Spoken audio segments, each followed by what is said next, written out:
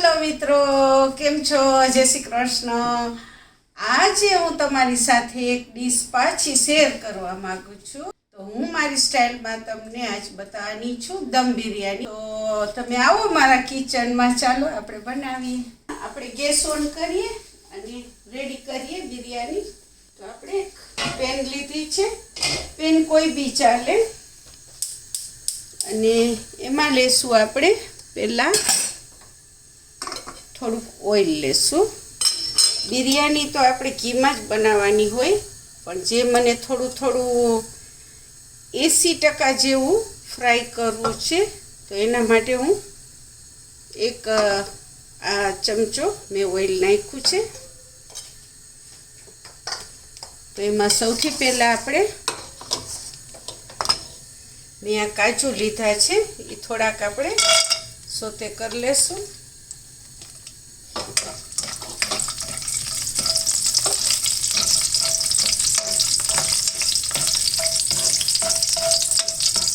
થોડાક સોતે કરીએ તો બહુ ફાઇન લાગે.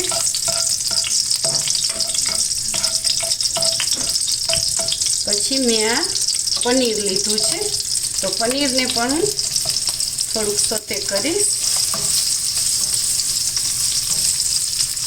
થોડુંક ફ્રાય કરવાનું છે બધું, એકદમ ચિપ્સ જેવું નથી કરી નાખવાનું.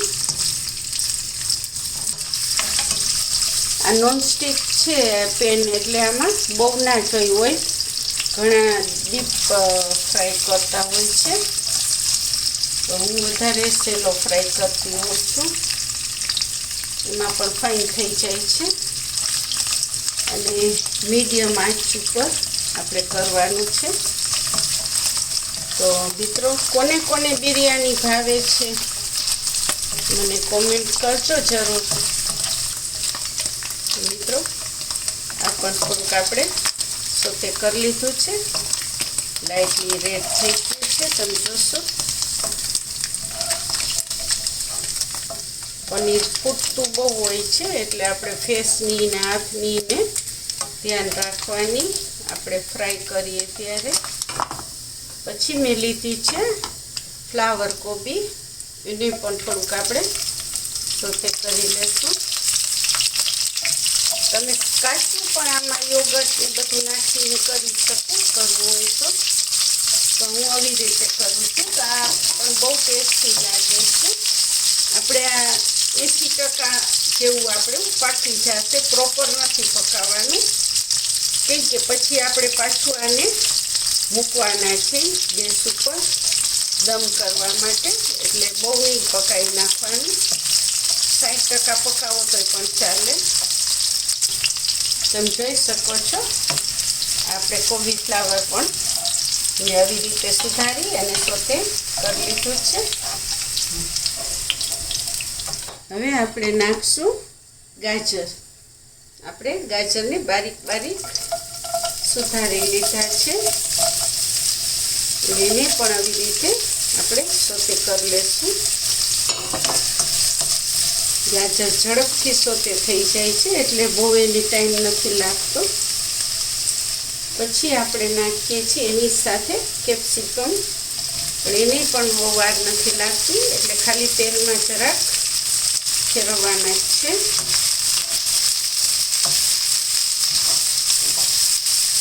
જેટલા તમે રાઈસ લ્યો એટલા વેજીટેબલ પણ નાખવાના છે સાથે. પછી આપણે નાખશું વટાણા. વટાણા મારા ફ્રોઝન છે, એટલે એને પણ ખાતા વાર નથી લાગતી.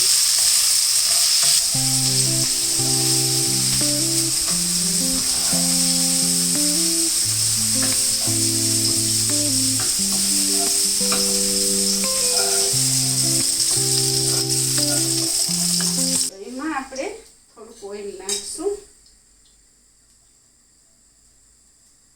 2 ચમચી જેટલું ઓઇલ મેં નાખ્યું છે. તો ડુંગળીને આપણે આવી રીતે બારીક બારીક સુધારી અને એને ફ્રાય કરશું. આપણે એ બિરયાનીમાં બહુ જ ટેસ્ટ આપે છે, ફાઇન ફ્રાય ઓનિયન. ઘણીવાર સુપર માર્કેટમાં રેડી પણ મળતી હોય છે ફ્રાય ઓનિયન, પણ આપણે બધું ફ્રેશ લીધું છે વેજીટેબલ, તો ઓનિયન પણ ફ્રેશ છે ને પણ આપણે ફાઇન રીતે સોતે કરી લઈશું. અને એને એકદમ જેટલી ક્રિસ્પી કડક થાય એટલી તમે ટ્રાય કરો કરવા માટે. એને ફાસ્ટ ગેસે આપણે સોતે કરવાની છે. તમે જોઈ શકો છો કે આપણે કેવી ફાઇન ફ્રાય કરીએ છીએ. અને એની ડુંગળીને એકદમ આવી સ્લાઈસ કરીને સુધારવાની છે, એટલે સોતે કરવામાં ઈઝી પડે. અને જેટલું બને એટલું ઓછું ઓઇલમાં તમે સોતે ડુંગળી કરશો તો તમારી ઝડપથી થઈ જશે. તો મિત્રો ડુંગળી પણ આપણી સોતે થઈ ગઈ છે, તમે જોઈ શકો છો. આપણે એને પણ કાઢી લેશું. આ ઓનિયન વાળું ઓઇલ આપણે બધું એક બાઉલમાં કાઢી લીધું છે. એ હું તમને ક્યારે પાછું યુઝ કરવાનું કહીશ. બિરયાની ઘીમાં બનેલી એટલી ફાઇન તમને ખાવાની મજા આવશે. મારે તો મારા ફેમિલીવાળા એમ કે વધારે બનાવજો મમ્મી, પછી બીજે દિવસે પણ એ લોકોને ખાવી હોય છે. તો હવે આપણે લેશું 1 મોટી ચમચી ઘી. 1 મોટી ચમચી આપણે ઘી લેશું. અને આમાં એવું છે મિત્રો કે રાઈસ તમે એક દિવસ વહેલા બનાવી અને રાખી દો તો તમારા રાઈસ એકદમ દાણેદાર બને.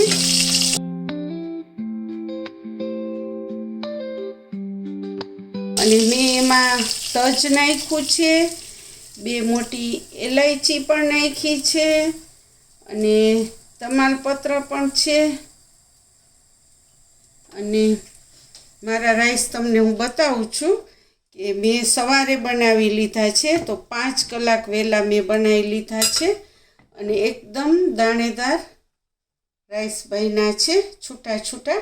અને આ રાઈસને મેં 80% ચડવા દીધા છે. એમાં એવું કરવાનું કે આપણા રાઈસ 80% જેવું ચડી જાય પછી તરત આપણે ઓસાવી લેવાના. એ ઓસાવ્યા પહેલાં તમારે 2 ટીપા લીંબુના નાખવાના, એટલે તમારા એટલા ફાઇન રાઈસ થશે અને છૂટા એકદમ થશે. તો મિત્રો મેં આ 5-6 કલાક વહેલા રાઈસ બનાવી લીધા હતા. એમાં શાહી જીરા જશે. ગેસ મેં અત્યારે ધીમો રાખ્યો છે, કેમ કે મારી પેન ઓલરેડી એકદમ ગરમ છે, એટલે મેં ગેસ ધીમો રાખ્યો છે. અને ઘીની સાથે જ નહીં નાખવાનું, જીરું નાખી અને પછી તમે બટર નાખજો, એટલે તમારા બહુ ફાઇન થશે, વઘાર એકદમ સરસ લાગશે. અને મિત્રો પછી જશે આદુ અને ગાર્લિકની પેસ્ટ મેં બનાવી રાખી છે, હું નાખીશ. અને હું આ જ તજ નાખું છું એમાં. અને આ જ તમાલપત્ર છે, તમાલપત્ર. અને આ જ ઇલાયચી એક નાખીશ ને એક રાઈસ સાથે નાખીશ. હવે મિત્રો એમાં જશે આપણે મરચાં ઝીણા ઝીણા મેં કર્યા છે. ગેસ ધીમો છે. આ છે કોબી ફ્લાવર. હવે હું ગેસ ફાસ્ટ કરું છું. આ છે આપણે બધું મિક્સ વેજીટેબલ, ગાજર, કેપ્સિકમ અને વટાણા. કેટલું કલરફુલ ફાઇન લાગે છે, તમે જોઈ શકશો. આ મેં એક્સ્ટ્રા તીખાસ માટે મરચાંની પેસ્ટ નાખી છે. અને આ છે પનીર અને કાજુ, તો આપણે એ પણ નાખી દઈશું. આપણે રાઈસમાં થોડુંક સોલ્ટ નાખ્યું છે, એટલે આપણે વેજીટેબલ પ્રમાણે જ આપણે સોલ્ટ નાખશું. પછી આપણે મિક્સ કરી લેશું. હવે આપણે એમાં 1 ચમચી ગરમ મસાલો નાખશું. હવે મિત્રો તમને એમ થશે કે હવે આમાં શું જશે, તો હવે આમાં આપણે ખટાશ માટે ઘણા ટમેટો પ્યુરી નાખે છે. હું પણ યોગર્ટ નાખું છું. આપણે હળદર અને યોગર્ટ પ્રમાણે સોલ્ટ. જાવિત્રી એલચીનો પાવડર છે એ પણ આપણે નાખશું વેજીટેબલમાં અને રાઈસમાં. એમાંથી ટેસ્ટ ને સ્મેલ એટલી ફાઇન આવે છે. અને હવે આપણે આ યોગર્ટને એકદમ હલાવી લેશું. તમે જોઈ શકો છો કે આવી રીતે આપણે નાખી દેવાનું. પછી પાછું આપણે ગેસ ફાસ્ટ કરવાનો અને એકદમ મિક્સ કરી નાખવાનું. આવી રીતે મિક્સ એકદમ કરી નાખવાનું. આપણું યોગર્ટ એટલે ફાટે પણ નહીં અને લાગે પણ ફાઇન. તમે જોઈ શકો છો. એકદમ આને જરાક ચડવા દેવાનું છે. તો મિત્રો આપણું વેજીટેબલ બધું એકદમ મેં ફ્રાય સોતે બધું મસાલા બધું એમાં મેં ફાઇન રીતે નાખીને મિક્સ કરી નાખ્યું છે. તો ચાલો આવો હું તમને બતાવું. એ છે ને વેજીટેબલ આપણે આવી રીતે થોડું કાઢી લેશું. કેમ કે આપણું બધું 80% ચડાવ્યું છે. તો હવે એને પાછું આપણે 10થી 20% ચડાવવાનું છે. તમે જોઈ શકો છો એકદમ બટર ને ઘીની સુગંધ ફાઇન આવે છે. હવે આપણે એમાં રાઈસ નાખશું. એકદમ દાણેદાર રાઈસ થયા છે. તો આપણે એક થર વેજીટેબલનો કર્યો છે, થર આપણે રાઈસનો કર્યો છે. ફ્રાય અનિયન નાખશું એમાં. આનાથી એકદમ ટેસ્ટ ઉભરીને આવે છે મિત્રો. હવે આપણે પાછું વેજીટેબલ નાખશું. ગેસ ઓલરેડી ધીમો જ છે આપણે. અને હવે આ બીજું વેજીટેબલ નાખશું પાછું.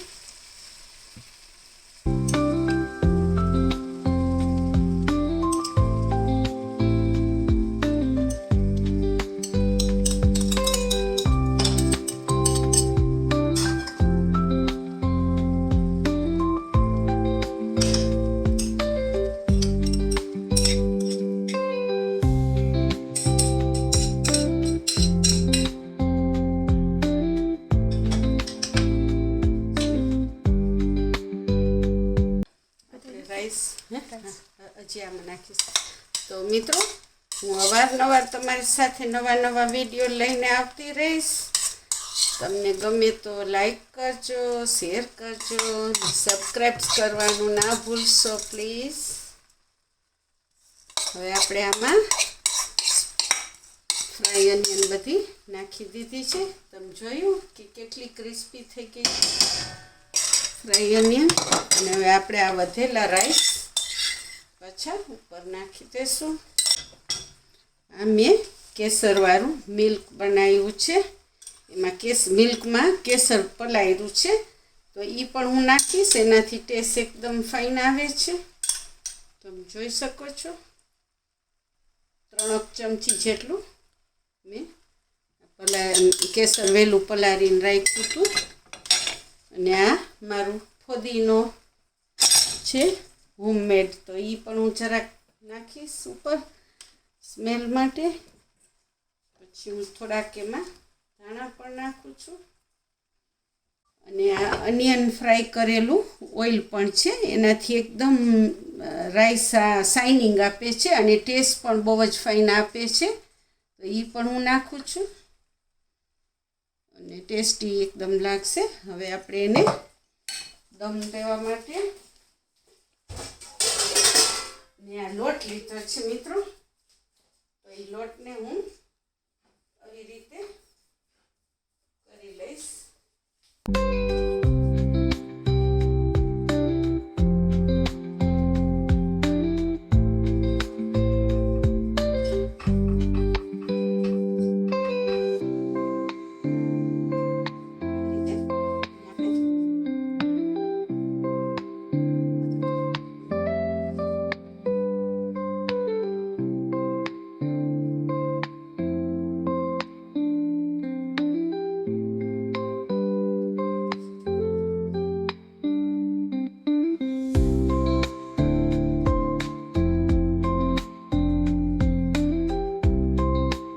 હવે આપણે દમ લગાવી અને બિરયાની ફાઇન રેડી કરીએ છીએ. અને થોડુંક આમાં ઓઇલ લગાવું છું એટલે આપણે એમાં બહુ ચોટે નહીં અને ફાઇન જ્યુસી બિરયાની થાય, યમ્મી.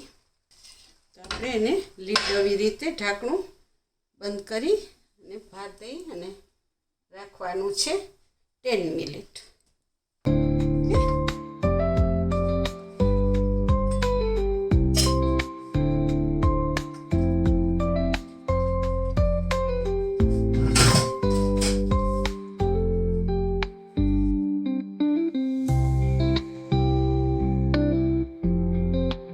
મિત્રો આપણી 10 મિનિટ એને દમ દેવા માટે રાખ્યું છે બિરયાનીને. હવે આપણી બિરયાની રેડી છે. તમે જોશો આ લોટ પણ ડ્રાય થઈ ગયો છે. મેં દમ દેવા માટે રાખ્યો તો એ તમે જોઈ શકો છો. નીચેથી વેજીટેબલ ને બધું ફાઇન થઈ ગયું છે, કેમ કે 80% રાઈસ ચડાવ્યા હતા અને સુગંધ એકદમ આવે છે મસ્ત. તમે જોઈ શકો છો.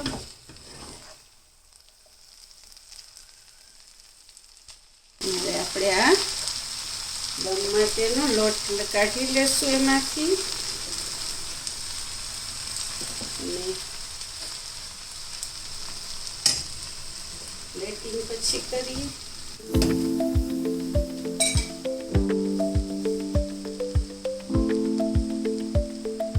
હવે આપણે કરશું પ્લેટિંગ.